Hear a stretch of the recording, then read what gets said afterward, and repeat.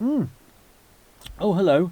Ben Miller here. You've just stumbled in on me recording the audio version of my new children's book, The Day I Fell into a Fairy Tale, out on Thursday, the 1st of October. Strong hint.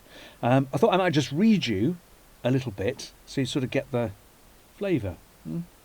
Uh, okay, so quick setting of the scene. Lana lives in a little village in the countryside, and a mysterious supermarket has sprung up on the edge of town, and she's gone for a visit with her mother. And in the supermarket, she's met a very strange little old man who looks suspiciously like Rumpelstiltskin. Anyway, Come to bring the book back, have you? said the little old man. I told you it was too scary. Well, actually, said Lana defiantly, I'm really enjoying it. Really? He asked, sounding surprised. Which story have you started with? Sleeping Beauty, said Lana. Oh, he said, smiling again. Where are you up to? Well, the 13th fairy has cast her curse, and the king's destroyed all the spindles. Ah, he said, nodding sagely. That explains it. That's just the setup. You haven't got to the scary bit yet.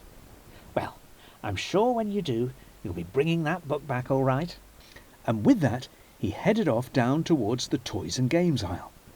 Moving quickly, Lana chucked her basket in a nearby trolley and scurried after him. What scary bit? The little old man turned slowly.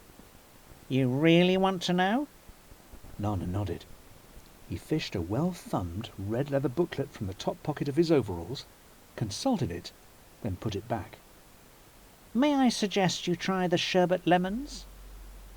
For a moment, Lana couldn't understand what he could possibly mean, but then her eyes came to rest on something truly extraordinary. Smack dab in the middle of the toys were the biggest tubs of pick and mix she had ever seen. Lana frowned in confusion. Pick and mix was one of her favourite things in the whole world, so she couldn't imagine how she hadn't noticed this huge selection yesterday. But there it was, row after row of giant crystal-clear tubs, each and every one crammed full of the most delicious-looking sweets. She took a step closer. Entranced, she lifted the nearest lid. An entire tub full of pear drops.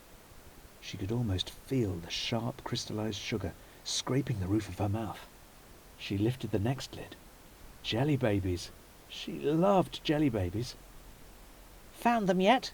Grinned the little old man. Lana shook her head. There, at the back. She tried to open the lid, but it was just out of reach.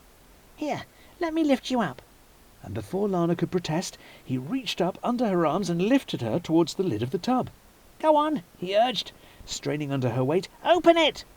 His sharp hands were digging into her armpits, so Lana quickly lifted the lid. Unlike the other tubs, this one was almost empty. Only a small cluster of sherbet lemons clung to the bottom, like hibernating beetles. Lovely, she offered. Can I get down now? Try one. Lana leant forward into the tub and tried to loosen a sweet with her finger, but it was no use. Then suddenly she was tumbling forward. The little old man was pushing her into the tub. "Hey!" called Lana in alarm. "Stop it!" But it was too late.